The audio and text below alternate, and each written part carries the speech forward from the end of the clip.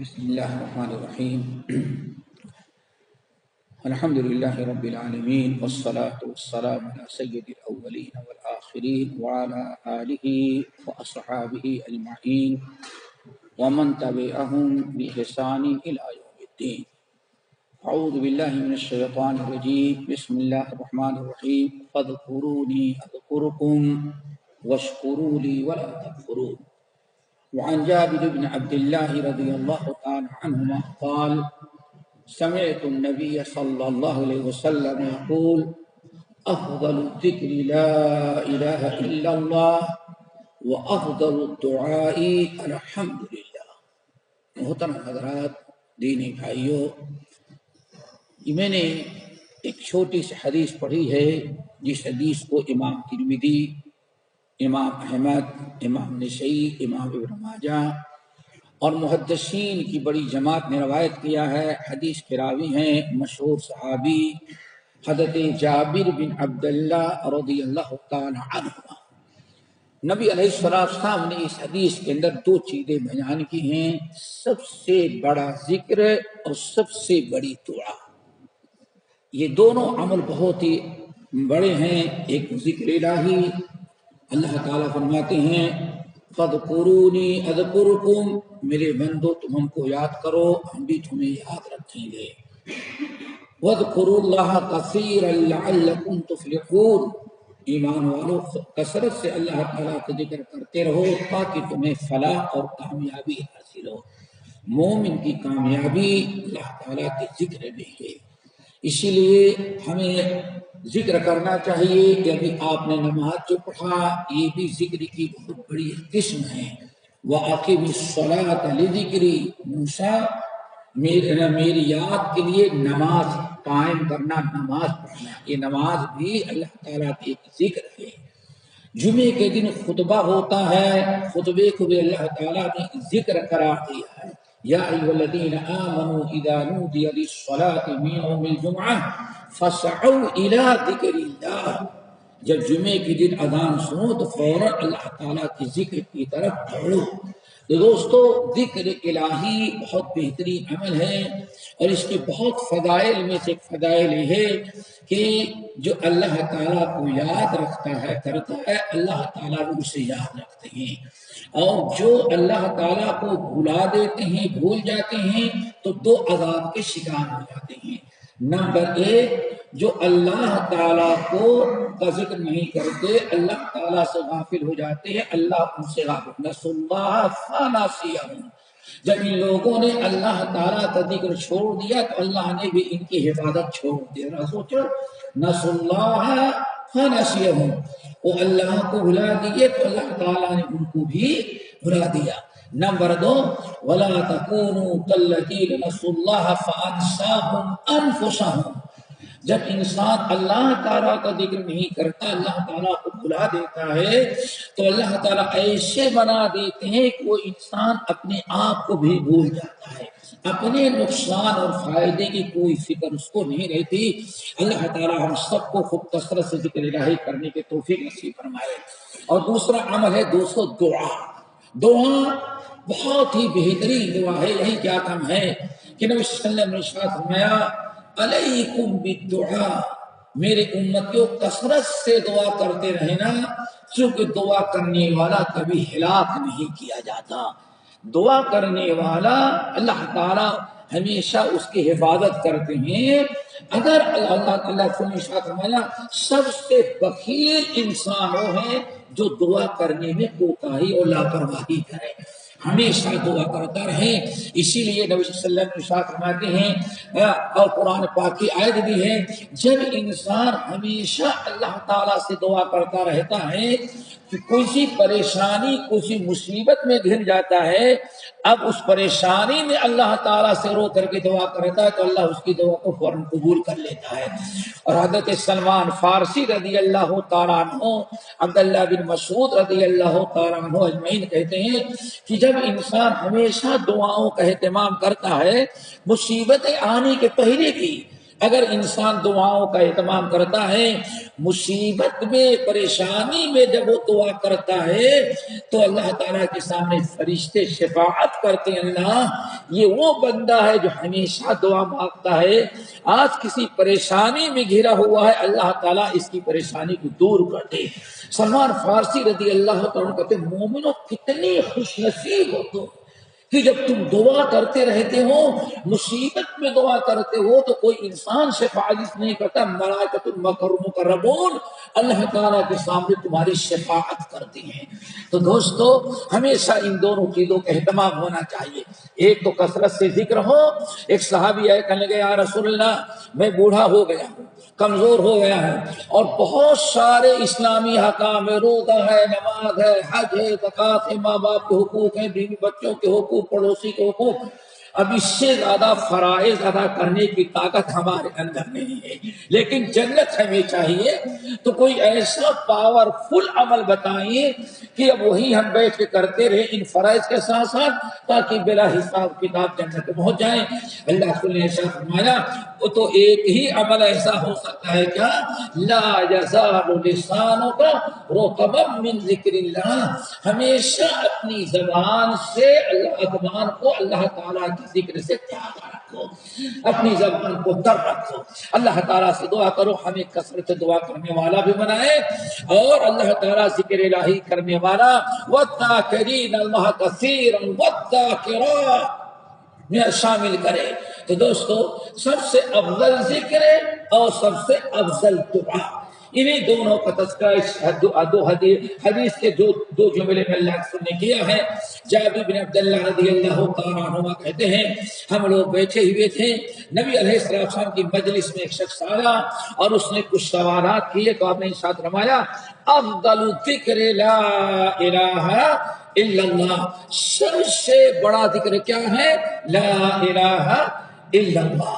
چلتے پھرتے کثرت سے اس کلمے کو جتنا زیادہ ہم پڑھ سکتے ہو پڑھیں، لا الہ الا اللہ۔ اور آپ ذرا غور کریں، یونس علیہ السلام جب مچھلی کے پیٹ میں جکڑ دیے گئے تھے اس وقت جو انہوں نے دعا مانگی تھی یہی دعا مانگی تھی، لا الہ الا انت سبحانک انی کنت من الظالمین۔ تو مصیبت میں بھی اس دعا کو ذکر بھی ہے اور بہت فائدے مند ہے۔ نبی صلی اللہ علیہ وسلم نے ارشاد فرمایا جب بھی صحابہ کرام نے پوچھا یا رسول اللہ یہ اتنی یوزفل دعا کہ یونس علیہ السلام مچھلی کے پیٹ میں سمندر کے تہہ میں دعا مانگے اللہ تعالیٰ ان کو نجات دے دے، کیا یہ دعا کی برکت یونس کے ساتھ خاص تھی کہ ہم لوگوں کے لیے بھی یہ برکت ہے؟ اللہ نے فرمایا جیسے اللہ تعالیٰ نے حضرت یونس کے اوپر مصیبت آئی اس دعا کی برکت سے اللہ نے ان کو نجات دیا، قیامت کی صبح تک جب بھی کوئی مسلمان کسی مصیبت میں گھرا اور اس دعا کو کثرت سے پڑھے گا تو اللہ تعالیٰ اس کی مصیبت کو ٹال دے گا۔ اللہ نے فرمایا کیا تم نے قرآن پاک نہیں سنا، وَكَذَلِكَ نُنْجِي الْمُؤْمِنِينَ، اللہ نے فرمایا ہم نے یونس کو نجات دیا تھا جب انہوں نے تاریکی میں لا الہ الا انت سبحانک انی کنت من الظالمین پڑھا تو ہم نے ان کی دعا کو قبول کیا، وَكَذَلِكَ نُنْجِي الْمُؤْمِنِينَ، جیسے ہم نے یونس کو مصیبت میں اس دعا کی برکت سے نجات دیا ایسے ہی قیامت تک ہم آنے والے مسلمانوں کو بھی مصیبت میں دعا پڑھیں گے تو ان کو ہم نجات دے کے رہیں گے۔ تو دوستو افضل ذکر لا الہ الا اللہ۔ نمبر 2 وَأَفْضَلُ الدُّعَاءِ، سب سے بہترین دعا، سب سے بڑا بہترین ذکر لا الہ الا اللہ۔ ذرا سوچیں، صرف ایک چیز یاد رکھیں، دعا کرے کہ نصیب فرمائے اللہ تعالیٰ۔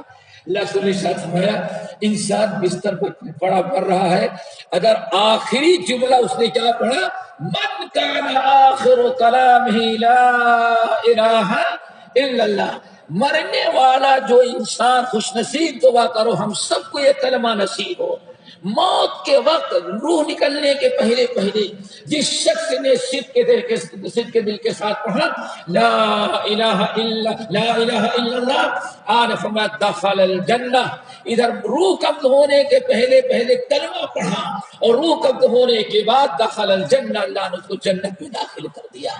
کتنی بڑی فضیلت ہے دوستو اس کلمہ طیبہ لا الہ الا اللہ کی۔ نمبر 2 دوستو دعا، وافضل الدعاء الحمدللہ، سب سے بہترین سب سے افضل دعا کیا ہے؟ الحمدللہ۔ دعا کریں اللہ تعالیٰ ہمیں اس کو کثرت سے پڑھنے کے توفیق نصیب فرمائے۔ الحمدللہ، الحمدللہ دعا کیسی ہے؟ الحمدللہ جب بھی آپ الحمدللہ کہیں گے، عام طور پر تو نہیں کہیں گے، کوئی اچھی نعمت ملی تو آپ کیا کہیں گے؟ الحمدللہ۔ یہی نا، بچہ بیمار ہے، ڈاکٹر نے کہا بھائی اچھا ہو گیا، سب سے پہلے مومن کیا کہتا ہے؟ الحمدللہ۔ اللہ تعالیٰ نے ہماری دعا سن لی، الحمدللہ۔ تو یہ نعمت پر خوشی پر الحمدللہ کہتا ہے۔ تو انسان اگر اللہ تعالیٰ کی نعمت فضل و کرم پایا اور کثرت سے پڑھے الحمدللہ، تو یہ ذکر بھی ہے اور بہترین دعا بھی ہے۔ کیا مطلب ہوتا ہے؟ اللہ تعالیٰ تیرا شکر ہے کہ ہماری دعاؤں کو تو نے قبول کر لیا، میرے بچے کو اچھا کر دیا۔ ایک انسان بے روزگار پھر رہا ہو، کوشش کر رہا ہے، جس اگر کلمہ گو ہے جس دن پتہ چل گئے کہ ہاں تم کو نوکری مل گئی تو سب سے پہلے کیا کہتا ہے؟ الحمدللہ۔ کیوں؟